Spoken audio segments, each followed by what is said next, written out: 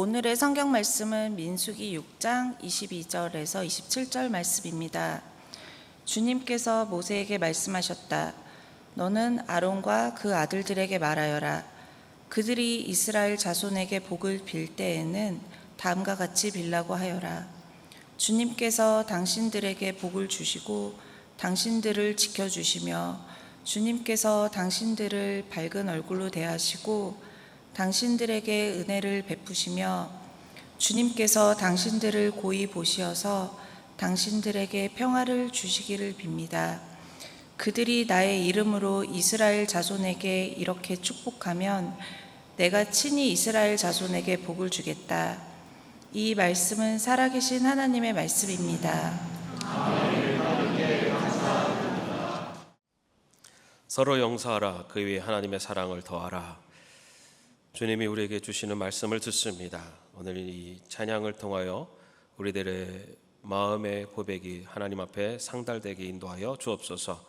또 오늘 말씀을 통하여서 주시는 깨달음을 통하여 우리의 삶이 다시 한번 주 앞에 거룩한 주의 종들로 변화될 수 있도록 인도하여 주옵소서. 감사드리며 예수님의 이름으로 기도합니다. 아멘. 여러분, 사람이 인생을 살아가면서 얼마나 많은 말을 하며 살까요? 하버드 대학의 연구에 따르면요, 평균적으로 사람은 하루에 약 7,000에서 2만 단어의 말을 한다고 합니다. 이를 기준으로 계산해 보면은 80년을 살 경우에 약 2억 9,200만 단어를 말하게 된다고 합니다. 그리고 이것을 200페이지 책으로 만들면은 약 5,300권의 책을 만들 수 있다고 합니다. 한 사람이 평생 살아가면서 말하는 것을 책으로 만들면은 5,000권이 넘는 책을 만들 수가 있다고 합니다. 이처럼 사람은 수없이 많은 말을 하고 또 그만큼 수없이 많은 말을 들으면서 서로에게 영향을 끼치며 살아가고 있습니다. 그렇기 때문에 우리가 어떤 말을 하고 또 어떤 말을 들으며 사느냐가 중요하다고 할 수가 있습니다. 감정 표현에 관한 연구로 유명한 폴 에크만 박사는요, 사람들이 부정적인 말을 들었을 때 신체 반응이 어떻게 나타나는지를 연구했습니다. 사람이 부정적인 말을 들으면은 스트레스 반응을 일으키고 또 그로 인해서 심리적인 또는 생리적인 건강에 악영향을 미치게 된다라는 것을 발견합니다. 예를 들어서 직장에서 상사가 직원에게 너는 왜 이렇게 일을 못하냐? 라는 이런 부정적인 말을 자주 하면요, 상사 입장에서는 좀 더 잘해라 라는 체근으로 생각을 하지만 그 직원은 점점 자존감이 떨어지고 스트레스를 받게 되고 또 장기적으로는 업무의 효율성이 떨어지는, 그래서 직무에 대한 열정도 감소하게 되는 그런 부정적인 영향이 나타난다고 합니다. 반면에 긍정적인 태도와 말은요, 개인의 직무 성과와 행복에 긍정적인 태도와 말이 개인의 직무 성과와 행복에 미치는 영향을 연구한 숀 어커 박사는요, 사람들이 긍정적인 말을 들으면 그런 직무의 만족도 그리고 창의적 성과가 높아지는 것을 또 발견하게 됩니다. 특히 긍정적인 언어는 뇌의 도파민과 세로토닌 분비를 촉진시켜서 사람들로 하여금 행복감을 느끼게 하고 조금 더 생산적인 상태를 유지하도록 도와준다고 합니다. 예를 들어서 교사가 학생에게 너는 분명히 할 수 있어 라고 이런 긍정적인 말을 자주 들려주면 학생은 점점 자신감을 얻게 되고 학업에 대한 동기를 더욱 크게 느낄 수 있게 된다고 합니다. 그래서 결국은 학습 성과가 향상될 뿐만 아니라 학생의 정서적 안정에도 기여할 수 있다고 합니다. 특히 부모님들의 언어 습관, 부정적인 말 또는 긍정적인 말이 자녀들에게 미치는 영향이 가장 크다고 합니다. 부모들의 말이 자녀의 정서적인 안정 또는 자존감의 형성 또 인지 발달 및 행동에 큰 차이를 만들어낸다고 합니다. 긍정적인 말은 자녀들의 자존감을 높이고 또 자신의 능력에 대한 자기 효능감을 증진시킵니다. 예를 들어서 부모가 자녀에게 너는 잘할 수 있어, 너는 소중한 존재야 와 같은 격려의 말을 하면 자녀들은 자신감을 갖게 되고 어려운 상황에서도 그것을 도전해서 성취할 수 있다고 하는 자기의 자존감이 높아지고 자기 자신에 대한 믿음이 형성되게 된다고 합니다. 또한 부모가 자녀에게 긍정적인 말과 감정을 표현하는 모습을 보여주면 자녀들 역시 그런 긍정적인 태도를 배우고 또 감정을 조절하는 데도 긍정적인 영향을 받게 됩니다. 예를 들어서 오늘 힘든 일이 있었지만 그래도 우리가 좋은 점을 찾을 수 있어. 우리 한번 그걸 생각해 볼까? 라고 하면서 어려운 상황임에도 불구하고 긍정적인 것들을 찾으려고 하는 그런 모습을 보여주는 것을 자녀들도 역시 힘든 상황에서 긍정적인 면을 보려고 하는 습관으로 나타나게 된다고 합니다. 그렇게 긍정적인 말을 자주 듣고 자란 자녀는요, 사회적인 관계를 키우는데 에서도 따뜻하고 친절한 태도를 보이고 또 갈등을 평화롭게 해결하는 그런 능력이 자라난다고 합니다. 반면에 부모의 부정적인 말은요, 자녀의 자존감을 심각하게 훼손시킵니다. 예를 들어서 너는 왜 이렇게 못하니? 왜 항상 실수를 하지? 이런 말은요, 자녀가 자신의 가치를 의심하게 만들고 자신에 대한 부정적인 인식을 형성하게 합니다. 그래서 이 자녀가 어려운 상황에서 자기 신뢰를 잃게 만들고 더 이상 도전하지 않게 되는 그런 결과를 초래할 수도 있다고 합니다. 또한 부모가 자녀에게 비판적이고 모욕적인 말을 자주 하면 자녀는 정서적으로 불안감을 느끼고 스트레스 상태에 처하게 될 수가 있습니다. 이것은 자녀가 건강하게 감정을 표현하는 데 어려움을 겪게 하고 또 사회적 관계에서도 어려움을 겪게 만들기도 합니다. 그리고 부모로부터 부정적인 말을 자주 듣는 자녀는요, 부정적인 행동을 본받을 가능성도 크다고 합니다. 자녀는 부모가 사용하는 언어를 따라하며 나중에는 자신의 말과 행동에서 부정적인 언어를 더 많이 사용하게 됩니다. 이로 인해서 자녀는 타인에게 상처를 주거나 갈등을 일으키는 데 익숙해지게 됩니다. 예를 들어서 부모가 이건 내 잘못이야 라고 하는 말을 자주 하면요, 자녀는 책임을 전가하는 그런 부정적인 태도를 배우게 됩니다. 그래서 자신이 잘못했을 때에도 그것을 타인에게 돌리는 행동을 할 가능성이 높아진다고 합니다. 이처럼 부정적인 말은요, 상대로 하여금 부정적인 감정 반응을 유도하고 또 장기적으로는 상대의 자존감을 낮추면서 신경과학적으로는 스트레스를 유발하는 호르몬을 분비시키는 부정적인 영향을 끼칩니다. 반면에 긍정적인 말은요, 사람을 격려하고 또 자존감을 높이면서 자기 효능감을 증진시키는, 그래서 그 사람의 인생에 긍정적인 영향을 끼치게 됩니다. 그렇기 때문에 우리는 서로 간에, 특별히 가까운 사이, 가족 간에 서로 격려하고 칭찬하는 긍정적인 말은 많이 할수록 도움이 됩니다. 긍정적인 말을 서로 나누는 것이 서로에게 긍정적인 영향력을 끼치는 것입니다. 자녀들에게는 내가 정말 자랑스럽구나, 괜찮아, 너는 할 수 있어, 엄마 아빠는 너를 믿어, 이런 말을 해준다면 자녀들의 자존감은 키워지고 또 정서적인 안정 속에서 바르게 자랄 것입니다. 또 남편에게는 오늘 당신 정말 수고했어요, 당신이 최고예요, 내가 결혼 하나는 잘했어요, 아니면 다 당신 덕분이에요, 이런 얘기를 해주면 남편들은 어디 가서 주눅들지 않고 아주 당당하게 보낼 수 있을 것입니다. 또 아내에게는 난 당신을 누구보다 사랑해, 당신이 최고에 예뻐, 당신이 없으면 난 아무것도 못했을 거야, 이런 말을 해준다면요, 우리 아내들은 어떤 어려움 속에 또 이겨내고 또 정말 기쁘게 살아갈 수 있을 것입니다.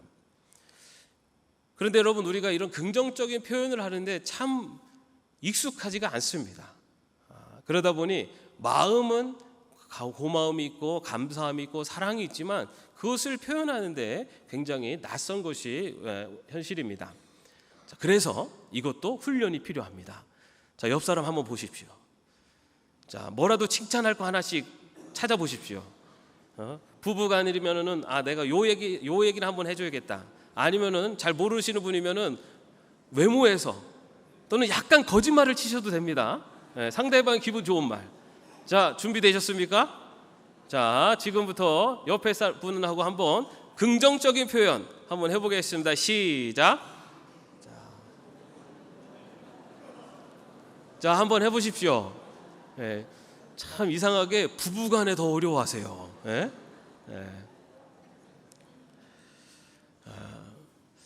여러분, 우리가 긍정적인 표현을 하고 긍정적인 마음을 표현하는 것은 노력해서 더 많이 훈련을 해서라도 해야 됩니다. 아까 말씀드린 것처럼 이 긍정적인 표현과 말은요, 상대방으로 하여금 좋은 영향력을 끼치기 때문입니다. 오늘 뿐만 아니라 가정에서 또 자녀들에게도 그런 긍정적인 표현들을 많이 해주시기를 바랍니다. 여러분, 그런데 이처럼 사람이 하는 긍정적인 말에도 우리는 영향을 받고 그거에 따라서 영향을 받고 살아가게 됩니다. 그런데 여러분, 하나님께서 알려주시는 축복의 말씀, 하나님께서 알려주시는 축복의 말씀에는 얼마나 놀라운 능력이 있겠습니까? 하나님께서 알려주시는 긍정적인 축복의 말씀을 듣고 자라는 사람들, 또는 그 축복의 말씀을 마음에 품고 사는 사람들의 삶이 얼마나 놀라운 역사가 일어나겠습니까? 오늘 우리가 읽은 본문 말씀이 바로 아론의 축도로 알려진 성경 말씀입니다. 그 신약 성경 고린도후서 13장 13절에 보면요, 주 예수 그리스도의 은혜와 하나님의 사랑과 성령의 사귐이 여러분 모두 함께하기를 빕니다 가 있습니다. 여러분 어디서 많이 들어보셨죠? 언제 들어보셨습니까? 매주일 듣고 계시는데 여러분, 제가 마지막 축도 할 때, 그죠? 예수 그리스도의 은혜와 하나님의 사랑과 성령의 교통하심이 함께 하시기를 바랍니다 라는 축도 말씀하죠. 이 고린도서 13장은 사도의 축도라고 합니다. 그런데 오늘 본문은 바로 아론의 축도입니다. 아론, 그리고 제사장의 축도라고도 그렇게 부릅니다. 하나님께서 모세에게 이스라엘 백성들에게 축복하라고 주신 말씀입니다. 여러분, 오늘 본문 23절을 한번 같이 읽어보겠습니다. 너는 아론과 그 아들들에게 말하여라. 그들이 이스라엘 자손에게 복을 빌 때에는 다음과 같이 그대로 빌라고 하여라. 여러분, 이 축복을 누가 빌어주라고 그렇게 말씀하고 있습니까? 아론과 그 아들들, 그죠? 아론과 그 아들들은 당시에 바로 이스라엘의 제사장들입니다.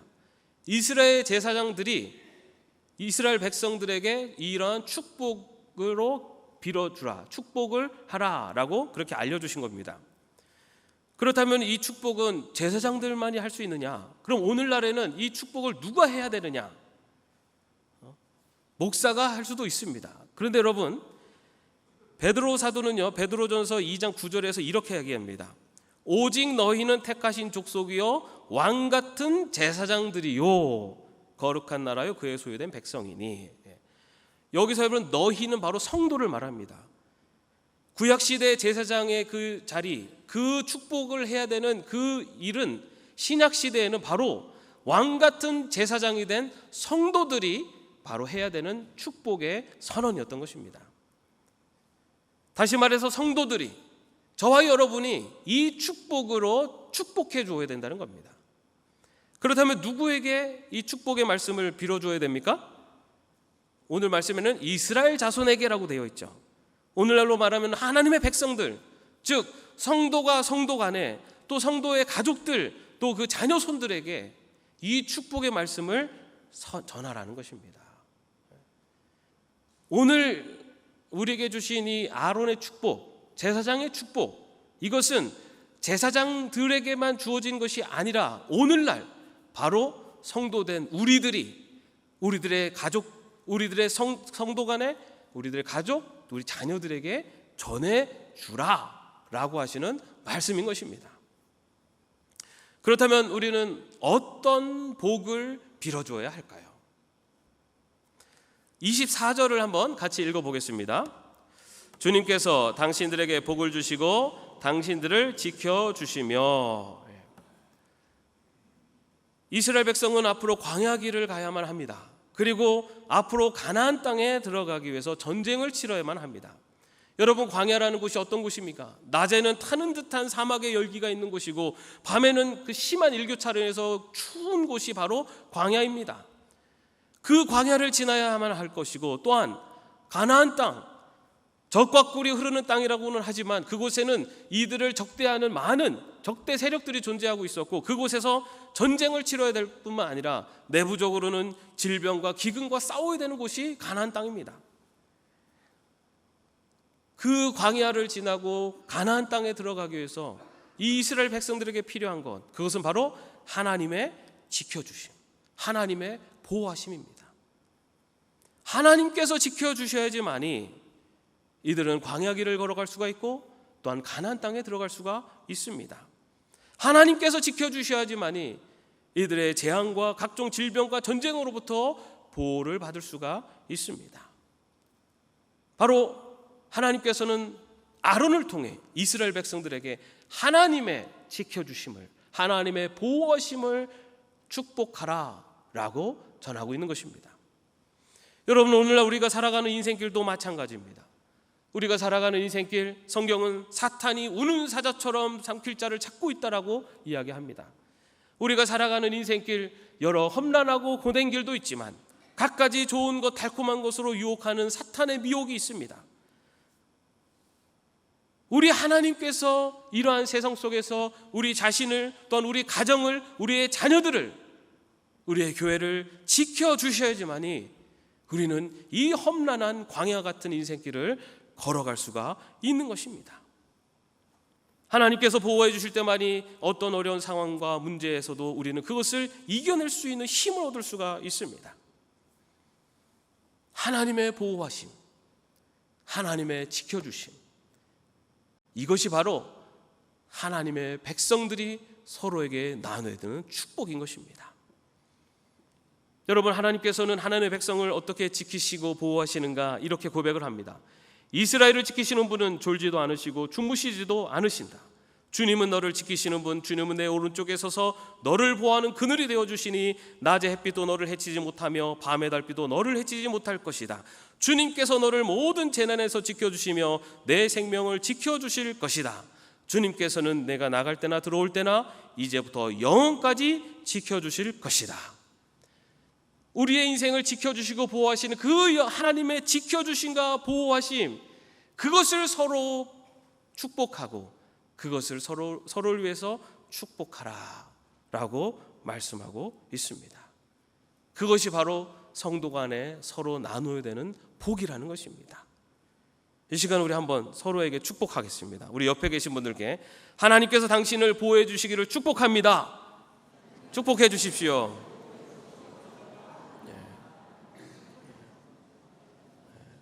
하나님께서 여러분의 인생 여정을 지켜주시고 보호해 주시기를 축복합니다.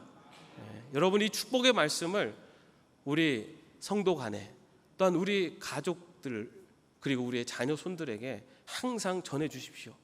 이것이 하나님께서 하나님의 백성들이 전하라고 알려주신 축복의 말씀입니다. 두 번째 25절을 한번 같이 읽겠습니다. 주님께서 당신들을 밝은 얼굴로 대하시고 당신들에게 은혜를 베푸시며, 이 세 번역은 약간 의역을 했는데요, 개역개정이 좀 더 원문 그대로를 번역을 했는데, 개역개정에는 여호와는 그의 얼굴을 내게 비추사 은혜 베푸시기를 원하며 라고 번역을 합니다. 하나님의 얼굴, 그 하나님의 얼굴의 광채가 어둠을 물리치고 빛을 비추어 그 길을 밝혀주시기를 축복하는 것입니다. 여러분, 하나님의 얼굴을 가리는다는 것은 절망과 죽음을 말합니다. 그런데 그 하나님의 빛이 비추어서 어둠을 밝히고 길을 열어주시는 것, 이것이 바로 하나님이 하나님의 백성에게 주시기를 원하는 축복이라는 것입니다. 하나님께서 은혜로 빛을 비추어 주실 때만이 우리는 어두움 가운데서도 생명의 길, 진리의 길을 걸어갈 수가 있는 것입니다. 하나님께서 은혜를 베풀어 주셔야지만이 이스라엘 백성들이 광야에서 만나와 메추라기를 통해 그들의 배고픔을 해결받을 수 있었습니다. 하나님께서 은혜를 베풀어 주셨기 때문에 쓴물이 단물로 바뀌고 반석에서 물이 나와서 이스라엘 백성들의 갈증이 해결받을 수가 있었습니다. 하나님께서 은혜를 베풀어 주셨기 때문에 요단강을 건너가서 가나안에 입성할 수가 있었습니다. 하나님께서 은혜를 베풀어 주실 때만이 이스라엘 백성들이 그 험난한 광야길, 그리고 그 가나안 땅에 들어갈 수가 있었습니다. 이처럼 하나님이 주시는 은혜는 바로 하나님이 은혜로 우리 앞길을 비춰주시는, 바로 그것이 하나님이 주시는 은혜이며 하나님의 백성에게 주시는 복인 것입니다.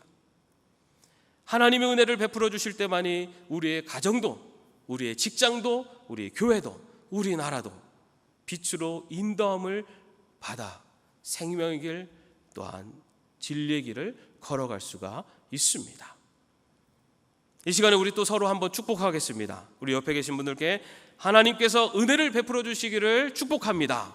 한번 서로 축복하겠습니다. 하나님께서 은혜를 베풀어 주시길 축복합니다.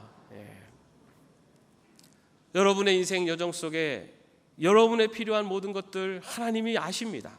그리고 하나님의 은혜를 베풀어 주실 때 여러분의 모든 인생길이 생명의 길, 진리의 길로 향하게 될 줄로 믿습니다. 마지막 26절 말씀을 한번 같이 읽겠습니다. 주님께서 당신들을 고이 보시어서 당신들에게 평화를 주시기를 빕니다. 이 부분을 개역개정에서는요, 여호와는 그 얼굴을 내게로 향하여 드사 평강 주시기를 원하노라 할지니라 하라. 여러분, 하나님의 얼굴이라는 뜻이 분이엘이라는 뜻입니다. 여러분, 분이엘, 야곱이 약복강가에서 씨름하던 곳이 바로 분이엘입니다. 여러분, 야곱이 에서를 만나러 가는 중에 약복강가에서 하나님을 만나고 그곳에서 씨름을 하며 그곳에서 하나님을 만나는 역사가 일어납니다. 그곳을 분이엘이라고 합니다. 여러분, 지금 야곱은 어떤 처지에 있습니까? 형 에서가 자기를 죽일지도 모르는 두려움 가운데 있었습니다. 그리고 그가 떠난 하란 삼촌의 집에서는 그곳을 도망 나오듯 나왔기 때문에 다시 돌아갈 수도 없습니다. 앞으로 뒤로도 갈 수 없는 진퇴양난 속에서 야곱은 불안하고 걱정스러운 상황이 있었습니다. 그러나 이 분이엘 약복강가에서 하나님을 만난 후에 그의 삶이 바뀝니다. 그런데 여러분, 야곱의 상황이 바뀐 것은 하나도 없습니다. 앞에는 에서가 있었고 뒤에는 돌아갈 수 없는 그 상황은 변함이 없습니다. 그런데 야곱에게는 이제는 그 상황을 직면하는 마음의 자세가 바뀝니다.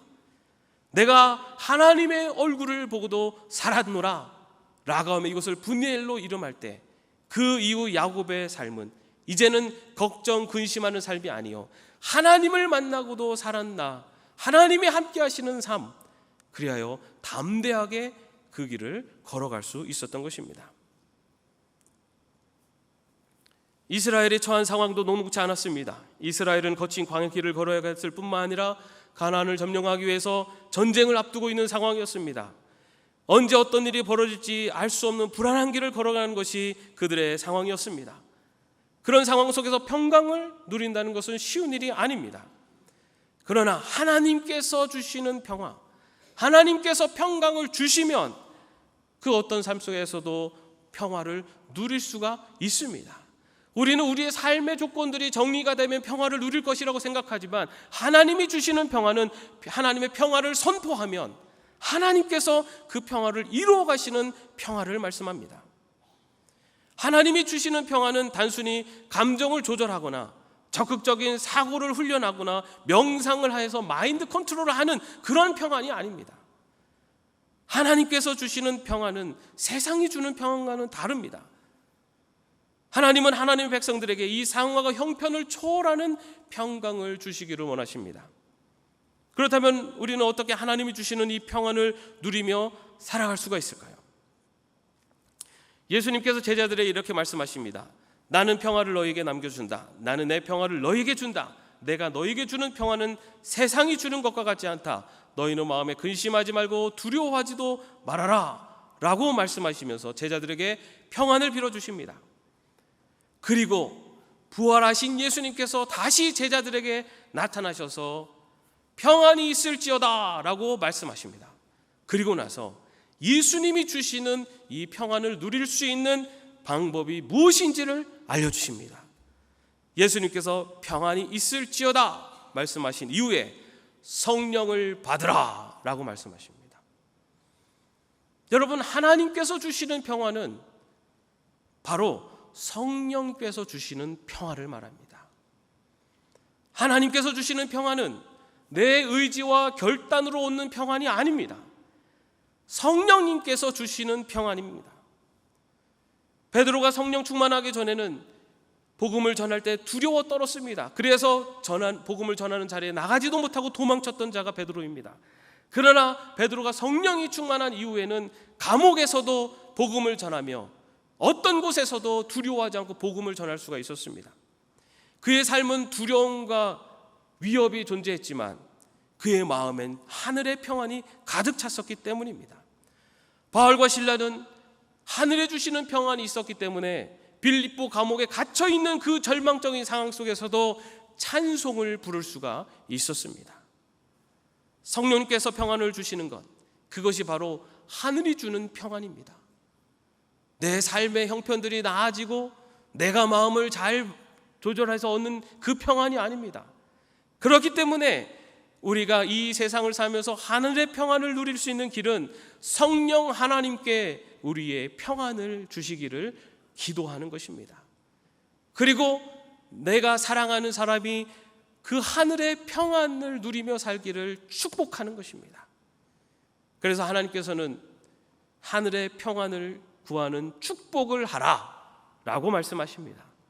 여러분, 마지막으로 우리 옆에 계신 분들에게 다시 한번 축복하겠습니다. 성령 하나님께서 하늘의 평안을 주시길 축복합니다. 성령 하나님께서 하늘의 평안을 주시길 축복합니다. 네. 사랑하는 성도 여러분, 오늘 아론의 축도를 통해서 하나님께서 우리에게 주시는 복은 많은 물질을 주시겠다도 아닙니다. 내가 가는 길을 모두 형통케 하겠다도 아닙니다. 하나님께서 우리에게 주시는 복은 내가 너를 보호하고 지켜주겠다. 내가 나의 은혜로 너를 인도하겠다. 내가 세상이 알 수 없는 평안을 주겠다. 바로 이 복을 약속하십니다. 이 복을 누리며 살 수 있는 저와 여러분이 되시기를 바랍니다. 그뿐만 아니라 이 복을 성도들 간에 또한 가족들과 함께 나의 친구들, 친지들, 내가 사랑하는 사람들과 함께 나누어줘서 바로 여러분이 복의 통로, 축복의 통로가 되시기를 주님의 이름으로 축원합니다. 기도하겠습니다. 주님께서 당신들에게 복을 주시고 당신들을 지켜주시며 주님께서 당신들을 밝은 얼굴로 대하시고 당신들에게 은혜를 베푸시며 주님께서 당신들을 고이 보시어서 당신들에게 평화를 주시기를 빕니다. 예수 그리스도의 이름으로 기도합니다. 아멘.